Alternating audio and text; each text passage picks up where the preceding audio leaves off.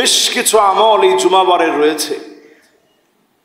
জীবনে যতদিন আপনি জুমাবার পাবেন, প্রত্যেকটা জুমাবার কিছু আমলের মধ্য দিয়ে কাটানো উচিত। যখনই আপনি জুমাবার আপনি লাভ করবেন,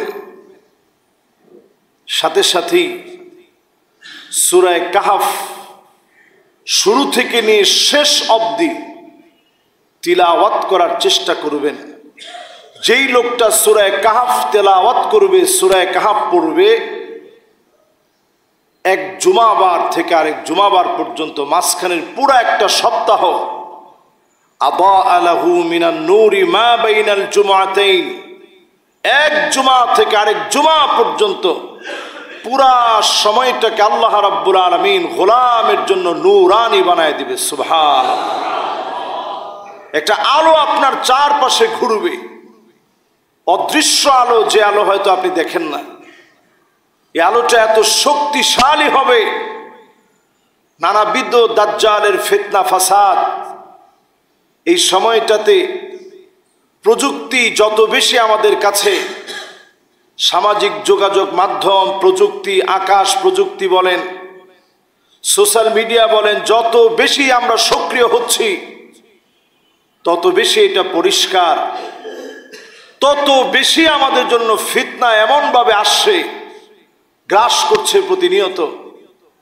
জুমাবারে যদি আমি সূরা কাহফটাকে তেলাওয়াত করতে পারি, আপনার আমার চারপাশকে যিনি আলোকিত বানায় হেফাজত করবেন তিনি কে? আল্লাহ। এটা হচ্ছে এক নম্বর আমার আপনার আমল।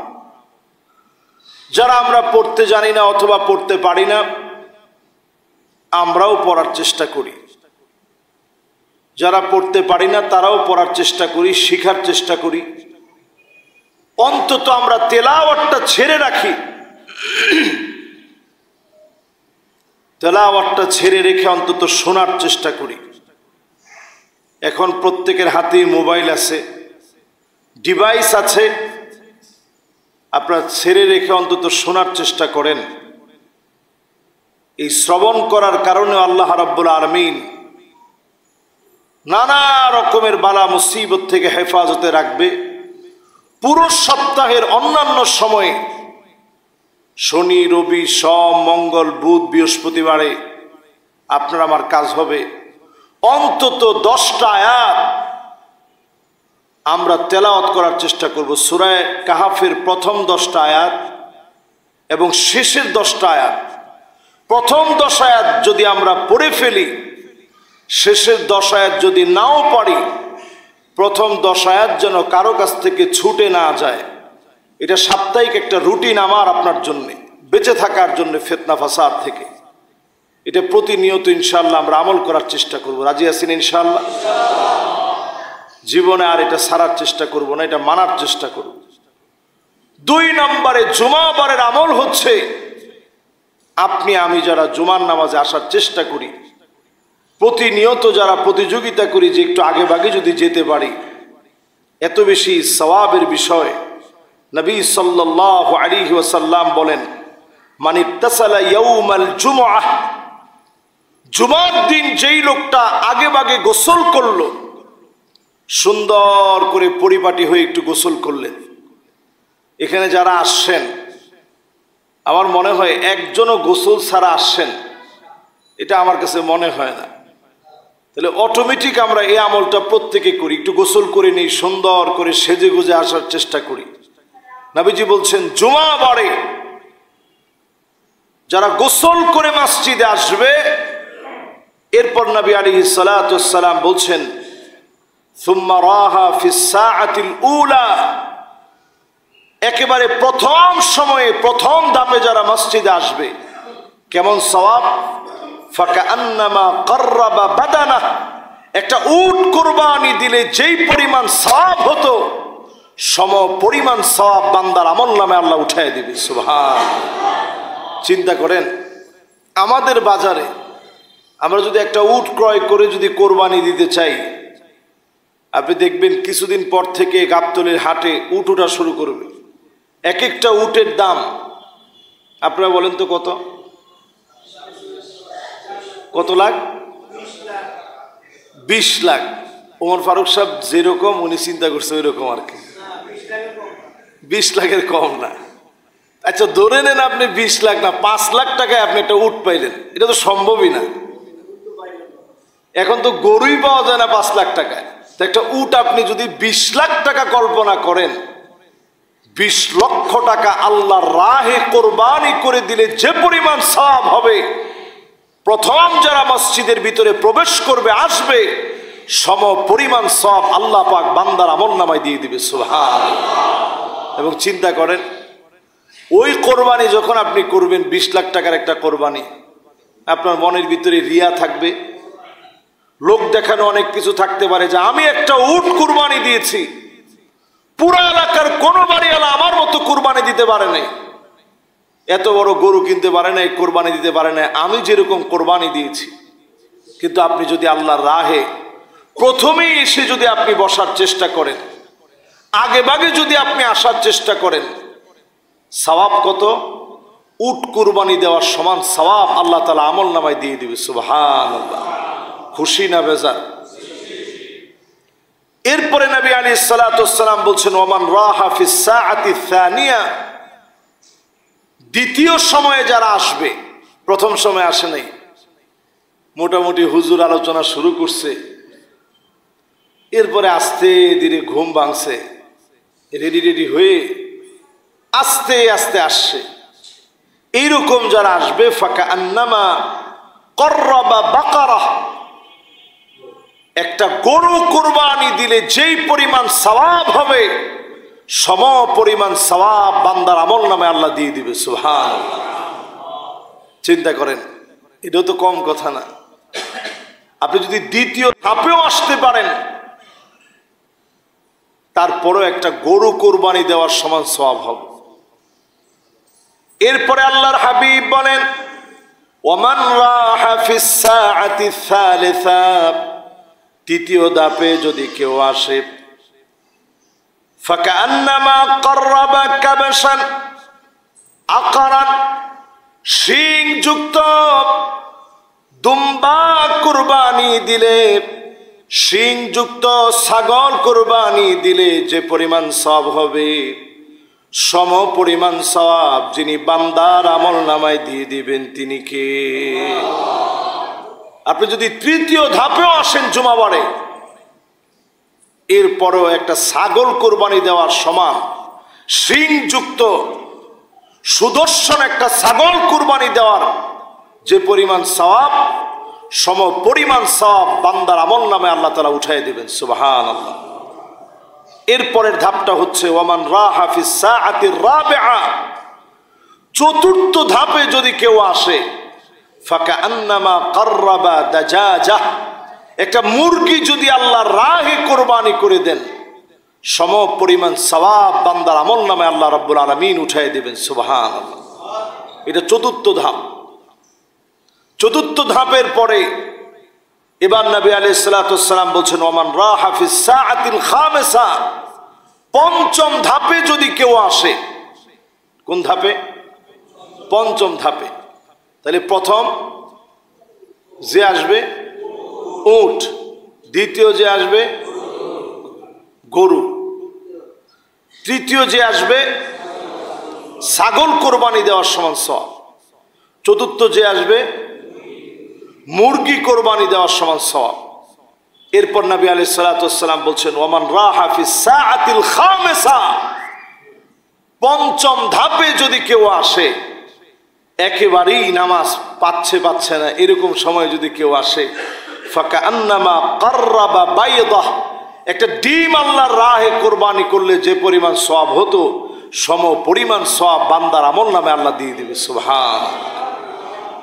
কাউরে কিন্তু আল্লাহ সওয়াব থেকে খালি রাখে নাই, কাউরে দিচ্ছেন আল্লাহ রাব্বুল আলামিন উট সম পরিমাণ।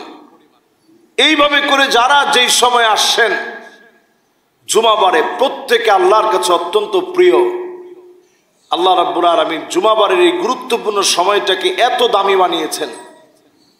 এরপর নবী আলাইহিস সালাতু ওয়াস সালাম বলছেন ফাইদা খারাজাল ইমাম হাদারাতিল মালাইকা ইস্তামিউনা যিকর, এরপরে ইমাম যখন খুতবা দেওয়ার জন্য দণ্ডায়মান হয়ে যায়, ফেরেশতারা তখন জিকিরগুলো শুনতে থাকে, এই কথাগুলো ফেরেশতারা শুনতে থাকে, দোয়া করতে থাকে। এই সময়ে কোনো কথা, কোনো আওয়াজ করা যাবে না। পিনপন নীরব একটা পরিবেশে জুমার পবিত্রতা বজায় রেখে কথাগুলো শুনতে হবে। এই হচ্ছে হাদিস। এই হাদিস অনুযায়ী বোঝা যায় জুমায় যারা আপনারা আগে ভাগে আসছেন, লসে পড়ছেন না লাভে আছেন? লাভে আছেন।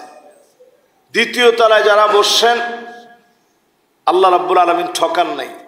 আগে ভাগে যারা আসছেন, আল্লাহ তাআলা ঠকান নাই। জুমাবারের অন্যতম একটা আমল হচ্ছে আসওয়াক, মিসওয়াক করা। বলতে গেলে এখন মিসওয়াক করার আমলটা আমাদের কাছ থেকে একেবারেই দূরে চলে গেছে, এখন নাই বললেই চলে। আমরা সবাই ব্রাশে অভ্যস্ত হয়েছি।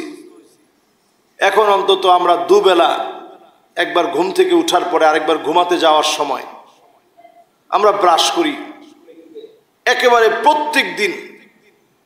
কিন্তু যারা আজকে আমরা বসছি, নবী আলাইহিস সালাতু ওয়াস সালাম ইন্তেকালের ঠিক আগ মুহূর্তে শরীরটা যখন ক্লান্ত পরিশ্রান্ত হয়ে গেছে, কপালটা যখন বারবার নবীজির ঘেমে যাচ্ছিল, সেই মুহূর্তে মিসওয়াকের দিকে নবীজি তাকায়া ছিলেন। আম্মা জান দেখা মাত্র বুঝলেন পেয়ারা হাবিবের বড় ইচ্ছা হচ্ছে একটু মিসওয়াক করে নিবে, কিন্তু মিসওয়াকটা চিবানোর মতো ক্ষমতা ছিল না। আম্মা জান নিজে চিবায় দিছেন। এরপরে নবীজি তিনি মিসওয়াক করছেন। শরীরটা এমন দুর্বল হয়ে পড়ার পরেও নবীজি মিসওয়াক ছাড়েন নাই।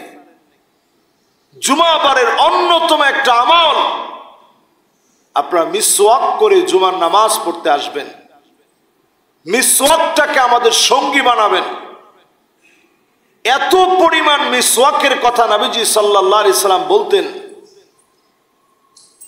যদি ফরজ না হয়ে যেত, এটা আবশ্যক না হয়ে যেত, অনেক সময় আমাদের উপরে কষ্টসাধ্য হয়ে যাবে বিধায় নবীজি সাল্লাল্লাহু আলাইহি সাল্লাম এত পরিমাণই বলছেন আর তাগিদ দিয়েছেন। এটা ফরজ হয়ে যাওয়ার সম্ভাবনা ছিল। এজন্য নবীজি সাল্লাল্লাহু আলাইহি সাল্লাম খুব বেশি জোর তাগিদে ওযুর আগে মিসওয়াক করতেই হবে এমনটা বললে ওয়াজিব হয়ে যেত। কিন্তু নবীজি সাল্লাল্লাহু আলাইহি সাল্লাম ওযু করছেন, মিসওয়াক করেন নাই, এমন কখনো হয় নাই। সাহাবায়ে কেরাম ওযু করছেন, মিসওয়াক করে নাই, এমন কখনো হয় নাই।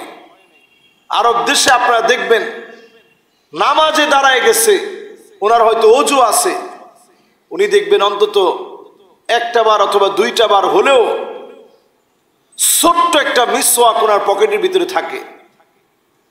ওনারা এই মিসওয়াকটা রেখে দেয় সাথে করে। এটা মুমিনের অস্ত্র। দেখবেন একটা দুইটা বার জন্য হলেও একটু মিসওয়াক করে নেয়, সওয়াব থেকে যেন বঞ্চিত না হয়। এই আমলটা আমরা সঙ্গী বানায় নিব, পারবো না ইনশাআল্লাহ? ইনশাআল্লাহ। এরপর নবী আলাইহিস সালাতু ওয়াস সালামের আমল থেকে পাওয়া যায় জুমাবারের অন্যতম একটা আমল, লুবসু আহসানিস সিয়াব। যদি পারেন সুন্দর একটা জামা পরে জুমা পড়তে আসবেন। কোরআনুল কারীম আল্লাহ রাব্বুল আলামিন বলছেন, ইয়া বানি আদম খুযু যিনাতাকুম ইনদা কুল্লি মসজিদ। যতবার মসজিদে আসবেন একটু সুন্দর জামাটা পরে আসবেন, একটু সুগন্ধি ব্যবহার করে আসবেন।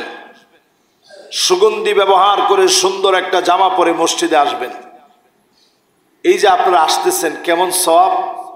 এক একটা কদম মসজিদের দিকে দিয়েছেন, টানা একটা বছর দাঁড়ায়া থেকে তাহাজ্জুদ পড়লে যে পরিমাণ সওয়াব হতো, দিনের বেলায় রোজা রাখলে যে পরিমাণ সওয়াব হতো, সম পরিমাণ সওয়াব এক একটা কদম দেওয়ার কারণে সম পরিমাণ সওয়াব আল্লাহ দিয়ে দিয়েছে। সুবহানাল্লাহ।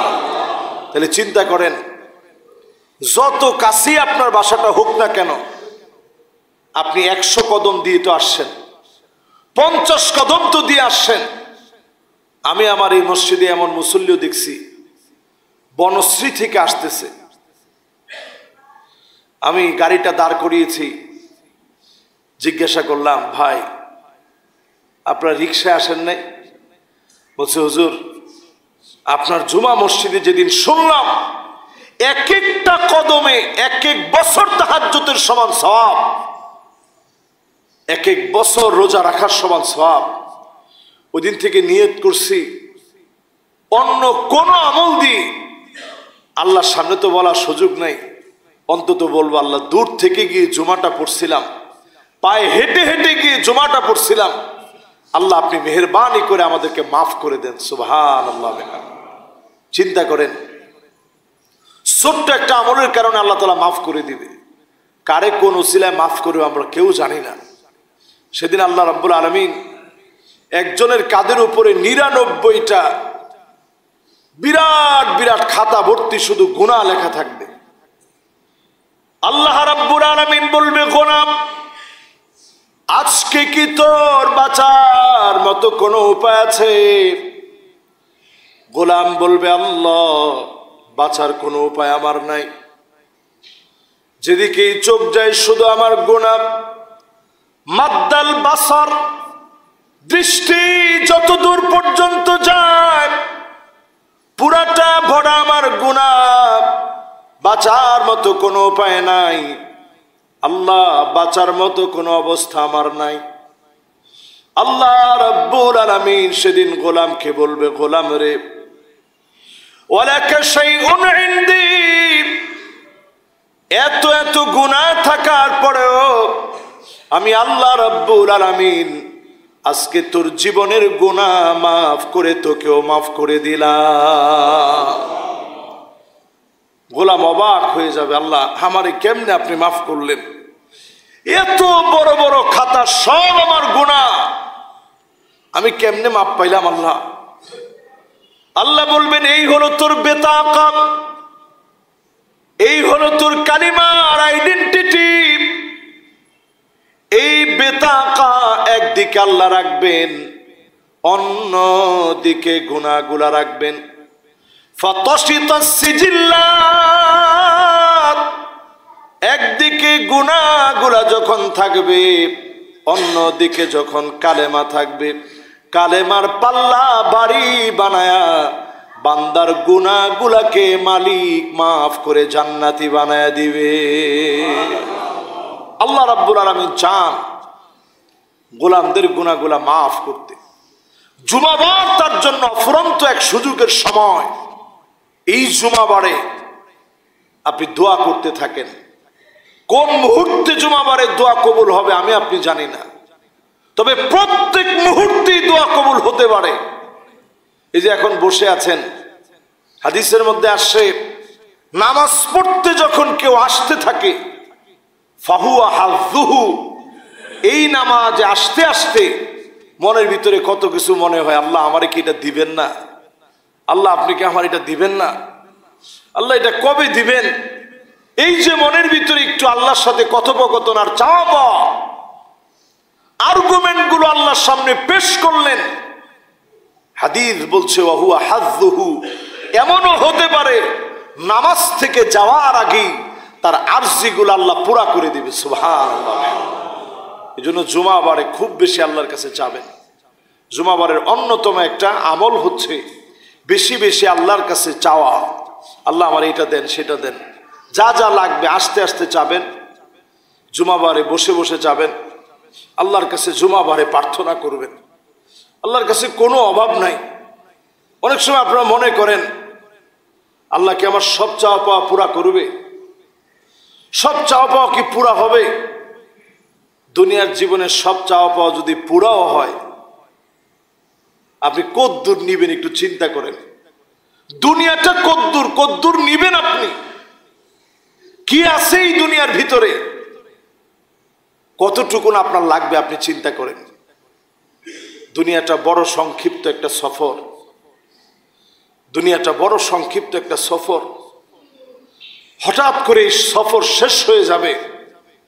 এমন এক সফরে আপনি যাবেন যেই সফর থেকে আর ফিরার মতো কোনো অবস্থা আর কোনো দিনের জন্য হবে না।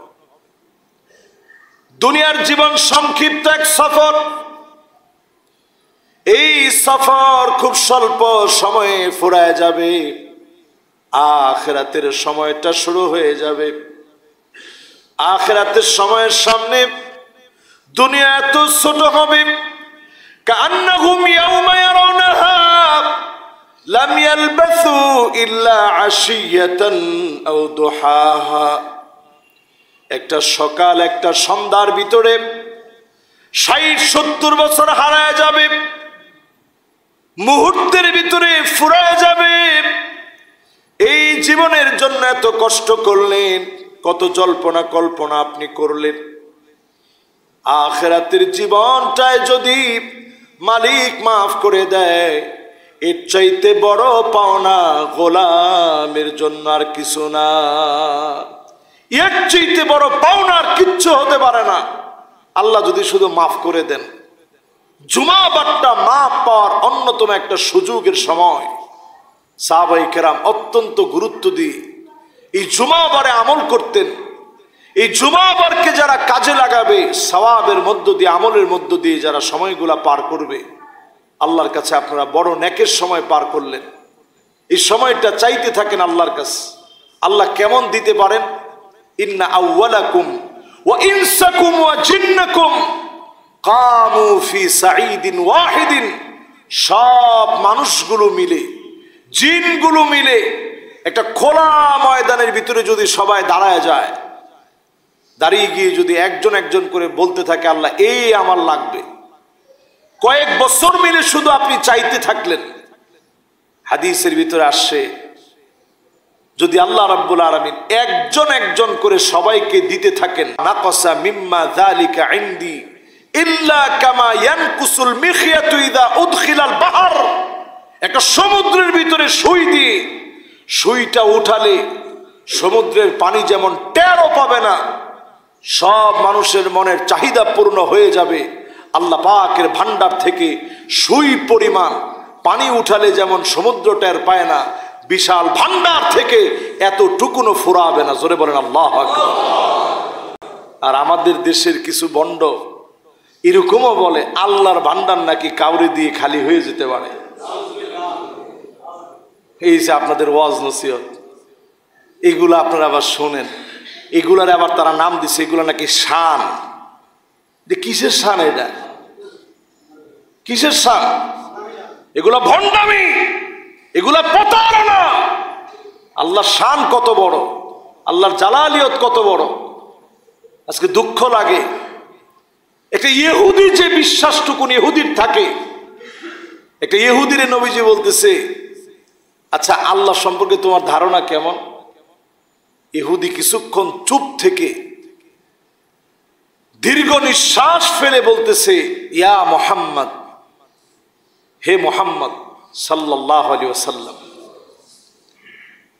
বলছে সেই দিনটা এত ভয়াবহ হবে যেদিন আল্লাহ বিচার করবেন। ইন্নাস সামাআ, সেই পুরো আসমানটা, আলা ইসমাইন, আল্লাহর একটা আঙ্গুলের ভিতরে, কুদরতি ক্ষমতার ভিতরে সেদিন আল্লাহ তাআলা নিয়ে ফেলবেন। জোরে বলেন আল্লাহু আকবার। ওয়াল আরাদিন আলা ইসবাইন, পুরো জমিনটাকে আল্লাহ রাব্বুল আলামিন একটা আঙ্গুলের ভিতরে নিয়ে ফেলবেন। এরপরে আল্লাহ রাব্বুল আলামিন সেই দিন এত কঠিন হবেন, সেদিন সব পানিগুলোকে আলা ইসবাইন, একটা আঙ্গুলের ভিতরে নিয়ে ফেলবেন। ওয়াল আশজার আলা ইসবাইন, যত গাছপালা আছে এগুলো সবগুলাকে একটা আঙ্গুলের ভিতরে নিয়ে ফেলবেন। পাহাড় পর্বতগুলাকে নিয়ে ফেলবেন। সুম্মা ইয়াহুসসুহুন্না, এরপর একটা নাড়াচাড়া দিবেন, সব তছনছ হয়ে যাবে। যখন এই কথাগুলা বলছে, নবীজি সাল্লাল্লাহু আলাইহি সাল্লাম একটা মুচকি হাসি দিলেন। ওই ইহুদিকে খাটো করার জন্য নয়, তাসদীকান লাহু, ইহুদির কথার সত্যায়ন করার জন্য আল্লাহর নবী একটা মুচকি হাসি দিয়ে বললেন ওমা কদরুল্লাহ হাক্কা কদরিহি, আল্লাহকে যতদূর সম্মান করা দরকার ছিল, ইজ্জত করা দরকার ছিল, এত দূর তোমরা ইজ্জত করতে পারো নাই। তুমি যে কথা বলছো সেদিন আল্লাহ তাআলা এর চাইতে ভয়াবহ হবে, কিন্তু সে আল্লাহর কুদরত, সে আল্লাহর বড়ত্ব, যতদূর পর্যন্ত ইজ্জত করা দরকার ছিল তুমি ইজ্জত করতে পারো নাই। আজকে আমরা মুসলমান এমন হতভাগার, দুর্ভোগ আমাদের জন্য, শান গাই আল্লাহ শান কমায়া, তোমার পীরের শান বাড়ায়া। আল্লাহ শান যদি আপনি কমান, এই শানের কোনো দাম আল্লাহর কাছে আছে? আপনি খাজার দাম অনেক বাড়াইলেন, যে খাজা মাইনউদ্দিন চিশতি আলাইহির রহমা, উনার দাম আপনি অনেক বাড়াইলেন। আল্লাহর সামনে কি? আরে কথা কয় না। আমি আপনাদের খতিব হইতে পারি, আল্লাহর সামনে কি? কিচ্ছু না আল্লাহর সামনে। নবীজি সাল্লাল্লাহু আলাইহি ওয়াসাল্লাম আল্লাহর সামনে মাথাটা নত করে দিয়ে রাখবে। আল্লাহ রাব্বুল আলামিন বলবে ইরফা রাসাক, নবী আপনার মাথাটা আপনি উঠান। ইসফাতু সাফা, যাকে মনে চায় সাফাত করেন। সালতো, যা মনে চায় আজকে আপনি মন খুলে আমার কাছে চান, আমি আল্লাহ আজকে আপনাকে দিব। সেদিন আল্লাহ বললে নবী মাথা উঠাবেন, আল্লাহ বললে নবী সাফাত করা শুরু করবেন। নবীজিকে আল্লাহ অর্ডার দিবেন সাফাত করেন, নবীজি সাফাত করবেন। আল্লাহর অর্ডার ছাড়া সেদিন নড়াচড়া সম্ভব নয়। প্যারা হাবিবকে যিনি সেই দিন সম্মানিত করবেন তিনি কে? এজন্য প্রিয় ভাইরা, পীরের শান, মুর্শিদের শান নিতে নিতে আল্লাহ পর্যন্ত যারা নিবে, ঈমান থাকবে। এই যে দেখেন, আমরা এই জিনিসগুলোয় ভুল করার কারণে ঈমান যে নষ্ট হয়ে যায়। অনেকে টেরও পায় না, অনেকে টেরও পায় না যে ঈমান কোন জায়গা দিয়ে নষ্ট হচ্ছে। আজকের এই মোবারক জুমাতে আপনাদেরকে জুমাবারের করণীয় সম্পর্কে বলতে বলতে যতটুকুন বলার সুযোগ হয়েছে, আল্লাহ রাব্বুল আলামিন এই প্রত্যেকটা বিষয়ের উপরে আমাদেরকে আমল করার তৌফিক দান করুক, পড়ি আমিন। আরেকটি আমল, জুমাবারে বিশেষ করে নবী আলাইহিস সালাতু ওয়াস সালাম বারবার এটা আমাদেরকে তাগিদ দিয়েছেন। জুমাবার যখন আমরা পেয়ে যাব, এরপর থেকে আমাদের আমল হচ্ছে অধিক পরিমাণে দরুদ শরীফ পড়া। সাল্লাল্লাহু আলা মুহাম্মদ সাল্লাল্লাহু আলাইহি ওয়াসাল্লাম, সাল্লাল্লাহু আলাইহি ওয়াসাল্লাম, সাল্লাল্লাহু আলাইহি ওয়াসাল্লাম। যেইভাবে যে পারেন দরুদ ইব্রাহিম পড়ার পর থেকে অনেকক্ষণ পড়লেন, এরপরে দেখেন একটু ক্লান্ত লাগতেছে। সাল্লাল্লাহু আলাইহি ওয়াসাল্লাম, সাল্লাল্লাহু আলাইহি ওয়াসাল্লাম, সাল্লাল্লাহু আলাইহি ওয়াসাল্লাম পড়তে থাকেন, যত পারেন পড়তে থাকেন। আপনাদের প্রত্যেকের কাছে একটা আরজি, অজু বানায় রাত্রিবেলায় ঘুমাবেন, দরুদ শরীফ পড়তে পড়তে ঘুমাবেন। ঘুম আসতেছে না, দরুদ শরীফ পড়তে থাকেন। সাল্লাল্লাহু আলাইহি ওয়াসাল্লাম, সাল্লাল্লাহু আলাইহি ওয়াসাল্লাম। অজু করে ঘুমাইছেন, দরুদ শরীফ পড়তে পড়তে ঘুমাইছেন। আপনি দেখবেন স্বপ্ন যুগে খুবই অল্প সময়ের ভিতরে পেয়ারা হাবিবের সাথে স্বপ্ন যুগে আপনার মোলাকাত হয়ে যাবে। আল্লাহু আকবার।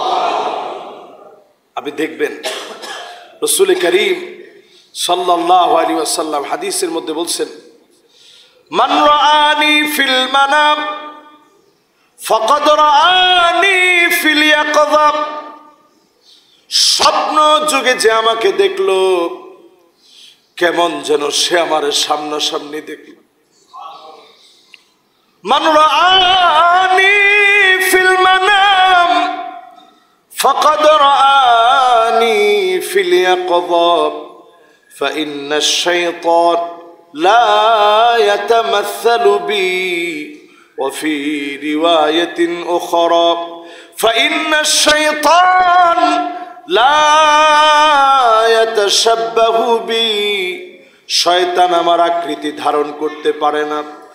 স্বপ্ন যুগেও যদি কেউ দেখে কেমন যেন সামনাসামনি দেখলো, আপনি যদি স্বপ্ন যোগে নবীজিকে পান, স্বপ্ন যোগেও যদি দেখেন, অবশ্যই যিনি সামনাসামনি দেখার মতো সুযোগ করে দিলেন, সৌভাগ্যবান বানায় দিলেন, তিনি কে?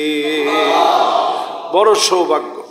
দরুদ শরীফ পড়েন, পড়তে পড়তে ওযু নিয়ে ঘুমান, মনের ভিতরে এই তামান্না জাগ্রত করেন যে আমার রাসূলকে যদি একটু দেখতে পেতাম। কত কাফের নবীজিরে দেখছে, আল্লাহ আমি ঈমান নিয়ে জন্মগ্রহণ করছি, মুসলমানের ঘরে জন্মগ্রহণ করছি, একটা বার যদি নবীজিরে দেখতে পেতাম, এই আগ্রহ যদি মনের ভিতরে থাকে, এটা বড় সম্পদ। নবী আমার আপনার বড় আপন। আনতা মাআ মান আহবাবতা, সাহাবী কোনো ফতোয়া দেন নাই। নবীজি বলছেন কি প্রস্তুত করছো তুমি কিয়ামতের জন্য? নবী কিছু তৈরি করতে পারি নাই, প্রস্তুত করতে পারি নাই, খুব ইবাদত বন্দেগীর কোনো বড়াই নেই। ইন্নী উহিব্বুল্লাহ ওয়ার রাসূল, আমি আল্লাহ আর তার রাসূলরে বড় ভালোবাসি। জোরে কোন সুবহানাল্লাহ। রাসূল বলেন আনতা মাআ মান আহবাবতা, এই ভালোবাসা তোমার বড় দামি হবে, যাকে তুমি ভালোবাসছো তার সঙ্গে তুমি থাকবা। এজন্য আমরা প্রত্যেকে ইনশাআল্লাহ জুমাবারে অধিক পরিমাণে দরুদ পড়ার চেষ্টা করব। কাইফা তুআরাদু সালাতুনা আলাইকা ওয়া ক্বাদ আরামতা ফাকালা ইন্নাল্লাহা আযজা ওয়া জাল্লা হাররামা আলাল আরদি আজসাদাল আম্বিয়া। সুনান আবি দাউদের ভিতরে হাদিস আসছে, এই দরুদগুলা নবীজির কাছে আল্লাহ পেশ করবেন, পৌঁছায় দিবেন। জোরে বলেন আল্লাহু আকবার। নবীজি বড় খুশি হবে, আমার উম্মত আমার উপরে দরুদ শরীফ পড়ছে। এই জুমাবারে আমরা দরুদ পড়ব, বেশি বেশি পরিমাণ দরুদ পড়ব। আল্লাহ যেন আমাদেরকে তৌফিক দান করেন, পড়েন আমিন।